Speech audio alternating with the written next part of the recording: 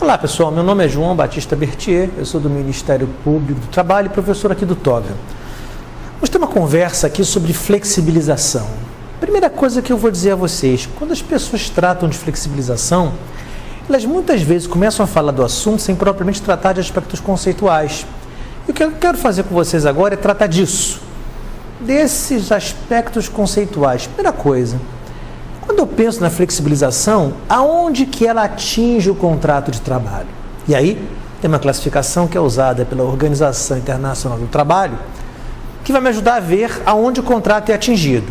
Eles falam, e a gente pode aproveitar isso, de flexibilização externa de entrada. O que seria uma flexibilização externa de entrada? É quando, reduzindo direitos, a partir de um padrão que eu tenho, diminuindo direitos, a partir de um padrão que eu tenho, eu estaria facilitando a formação de vínculos de emprego. Menos direitos, mais contratações. Pessoal, quando vocês fizerem prova para o Ministério Público do Trabalho, não comprem essa ideia, né? Na visão do Ministério Público, né? O empregador não contrata empregados porque está barato contratá-los. Ele contrata porque a economia está aquecida, ele contrata porque vê perspectiva de lucro e aí precisa. E contrata a rigor tantos quantos ele precisa. Então, a flexibilização externa de entrada teria essa lógica. Eu reduzo direitos para facilitar a formação do vínculo. Essas leis que apareceram mundo afora, leis do primeiro emprego, se der emprego para alguém que nunca teve emprego antes, esse é um contrato com menos direitos. Essa lógica que o MP repudia, mas enfim, quando as pessoas falam de flexibilização, esse é o primeiro caminho. Depois tem a flexibilização externa de saída. Quando você reduz direitos para facilitar a extinção do contrato de trabalho. Muita gente fala na doutrina, né, que quando o fundo de garantia por tempo de serviço foi criado, foi uma flexibilização externa de saída, porque você criou uma lógica segundo a qual o empregador, se indenizar, sempre poderia dispensar o empregado. E por fim, dá para falar da flexibilização interna, que é quando na execução do contrato eu altero as regras e altero com redução de direitos. Exemplo, uma redução salarial e em troca uma garantia de emprego, pactuado isso num acordo coletivo ou numa convenção coletiva, como o artigo 7º, inciso 6 prevê. Ou seja, eu posso trabalhar a flexibilização por essa primeira classificação. Flexibilização externa de entrada, externa de saída, interna. Se eu estou reduzindo direitos para facilitar a formação do vínculo, reduzindo direitos para facilitar a extinção do vínculo ou reduzindo direitos na execução do vínculo, a flexibilização interna. Agora, numa prova para o MP, ponto muito importante, não abraça essa ideia de flexibilização externa de entrada, né? Não é porque você reduz direitos que mais empregados vão ser contratados. A questão não passa por essa lógica. Não é porque está barato contratar empregado que o empregador contrata. Ele contrata, repito, quando macroeconomicamente eu percebo que é um aquecimento da economia, que é a perspectiva do mercado aceitar o que eu quero produzir, e para produzir preciso de empregados que eu contrato. Aí ele vai ter o salário dele e eu vou ter o meu lucro como empregador. Mas enfim, cuidado então, porque não é porque está barato contratar empregado que mais gente consegue emprego. Não é assim em lugar nenhum do mundo. Pessoal, essa primeira classificação me mostra aonde o contrato de trabalho é atingido. Outras duas classificações são mais importantes para a nossa conversa. Por quê? Eu vou citar uma classificação agora que eu sei que na doutrina muita gente aceita.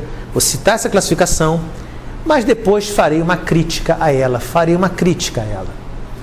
Tem quem fale em flexibilização de proteção, flexibilização de adaptação e flexibilização de desproteção. É uma classificação. O que seria uma flexibilização de proteção? Eu tenho um padrão normativo no Brasil. Quando eu crio uma regra que é melhor do que o conteúdo mínimo do contrato de trabalho que vale para todos. Férias, 30 dias de duração.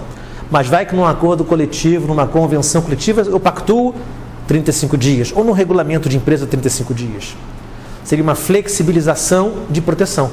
Porque você estaria se afastando de um padrão normativo básico para aumentar a proteção que o trabalhador tem. Enfim, essa ia ser a flexibilização de proteção. Você está aumentando a proteção a partir de um padrão normativo que vigora. Há um conteúdo mínimo do contrato de trabalho, que é o que extrai do artigo 7º da Constituição e das leis brasileiras de matéria trabalhista, e eu posso aumentar a proteção. O que seria flexibilização de adaptação? É quando, sem perder a lógica protetiva, eu adapto a proteção a uma situação difícil que eu enfrento. Vou dar um exemplo, um acordo coletivo ou uma convenção coletiva, onde há uma redução salarial, como o artigo 7º, 6 da Constituição prevê, mas em troca da redução salarial, uma garantia de emprego.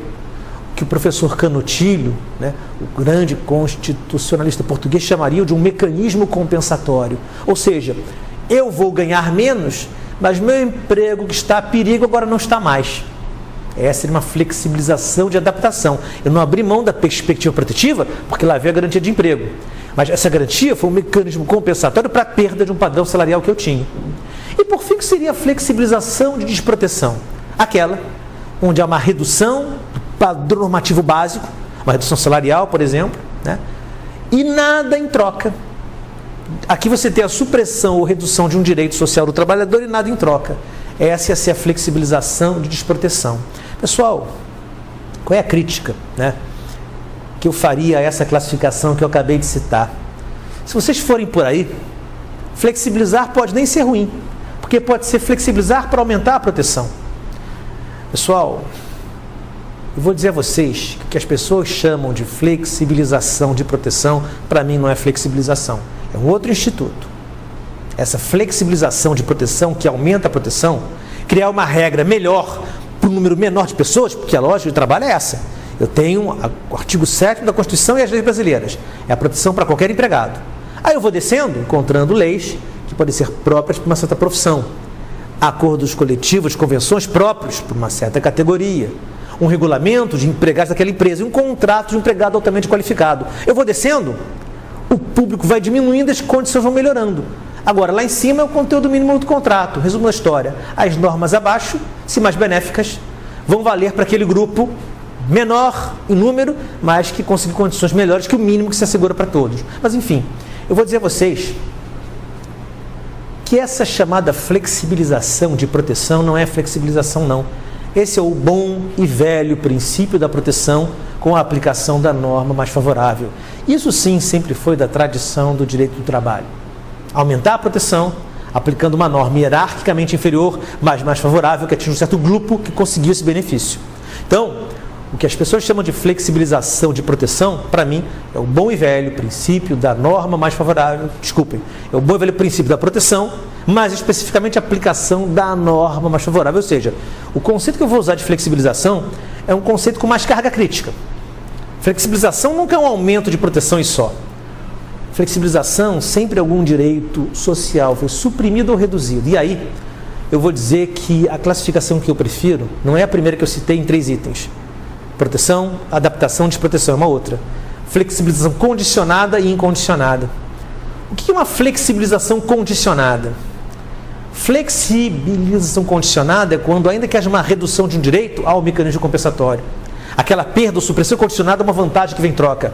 O exemplo que eu usei ainda há pouco, de uma redução salarial, que o trabalhador acaba aceitando, mas em troca, garantia de emprego. O emprego a perigo não está mais, porque o empregador pagará menos, mas já assegurou que ao longo da vigência daquele acordo coletivo, não dispensará ninguém sem justa causa.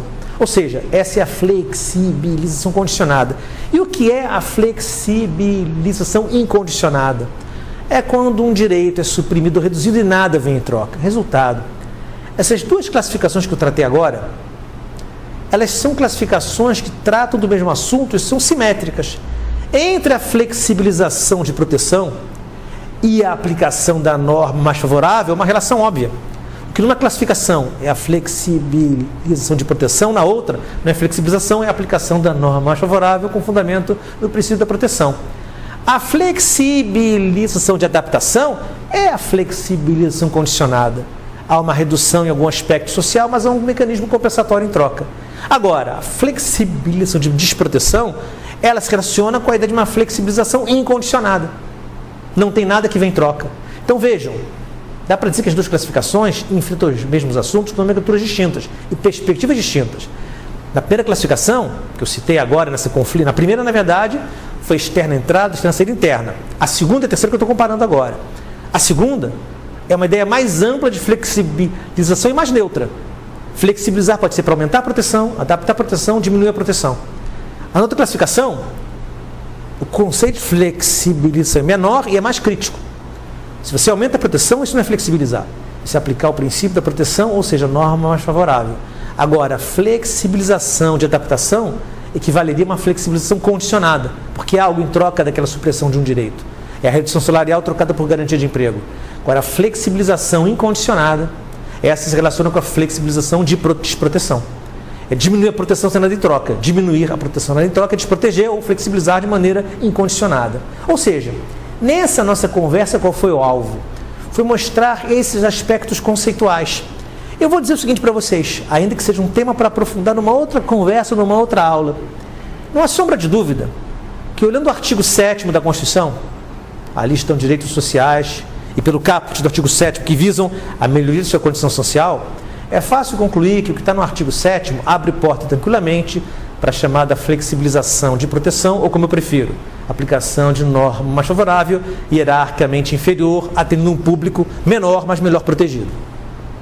Então, isso não há dúvida nenhuma que se encaixa na tradição trabalhista, na nossa Constituição. A outra flexibilização que dá para passar pelo filtro constitucional é a flexibilização condicionada ou de adaptação, porque você não perde a perspectiva protetiva. Agora, o grande problema é o artigo 7º, inciso 26, reconhece os acordos coletivos e convenções coletivas, mas reconhece os acordos e as convenções que visem a melhoria da condição social do trabalhador, ou seja, tirando casos trágicos, casos excepcionais, pontos fora da curva, não é para aceitar, à luz da nossa Constituição, uma flexibilização de desproteção, também chamada incondicionada. E se for para aceitar, tem que ser um caso trágico.